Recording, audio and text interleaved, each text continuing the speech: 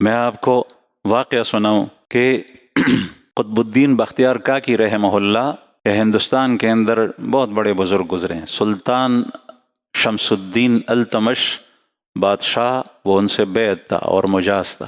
بادشاہ بھی نیک ہوتے تھے. یہ جب بچہ تھا قطب الدین بختیار کاکی، بچپن سے اس کی ماں نے کیسی تربیت کی، بچپن سے اس کی تربیت ایسی کی کہ اس کو سکھایا. جب اس نے بات شروع کی مکتب بھیجا، اور پھر مکتب سے آ کر جو ہے وہ اس کو سمجھایا تھا کہ بیٹا جب تمہیں کھانے کی چیز کی ضرورت ہو تو اللہ سے دعا مانگو کہ یا اللہ مجھے کھانا دے، اور پھر یہ الماری کھولنا، ایسے الماری کے اندر آپ کو کچھ ملے گا.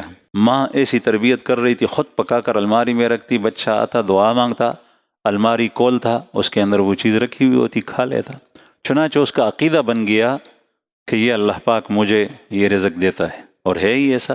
لیکن کبھی اللہ پاک واسطے کے ساتھ دیتا ہے، کبھی بلا واسطہ دیتا ہے. ہمیں بچپن کے اندر جو رزق ملا ماں باپ کے واسطے سے ملا اور دیا اللہ نے. ابھی جو ہمیں رزق ملتا ہے، نوکری کرتے ہیں، دیہڑی کرتے ہیں، کوئی کاروبار کرتے ہیں، دکانداری کرتے ہیں، رزق اللہ دیتا ہے. راستے ہیں، ظاہری اسباب ہیں، لیکن رزق دینے والا صرف اور صرف اللہ ہے. چنانچہ اس بچے کے ذہن کے اندر یہ بات بٹھائی.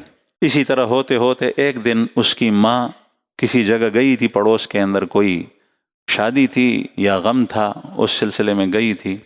بچے کے مدرسے سے آنے کا وقت ہوا اور وہ گھر آیا، ماں نہیں تھی. ماں نے سوچا، باغی باغی وہاں سے دوڑ پڑی کہ بچہ آیا ہوگا، اور وہ گھر کے اندر ظاہر ہے میں نے کوئی چیز پکا کر رکھی نہیں ہے.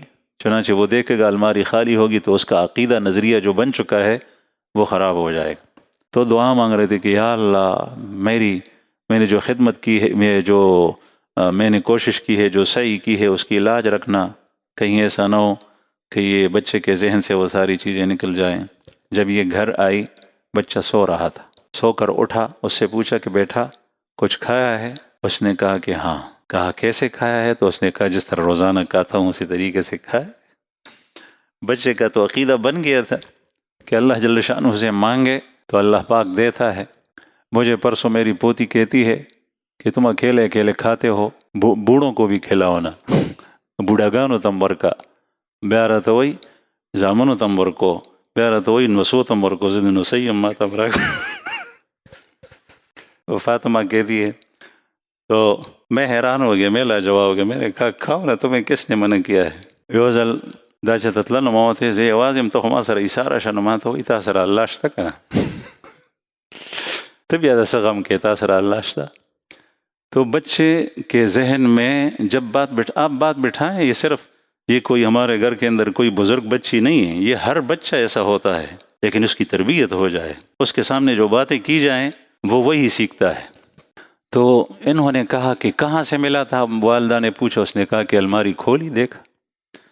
تو اس نے اللہ تعالیٰ کا بہت شکر ادا کیا. اللہ جل شانہ کسی کی محنت کو رائے گاہ نہیں کرتا، ضائع نہیں کرتا.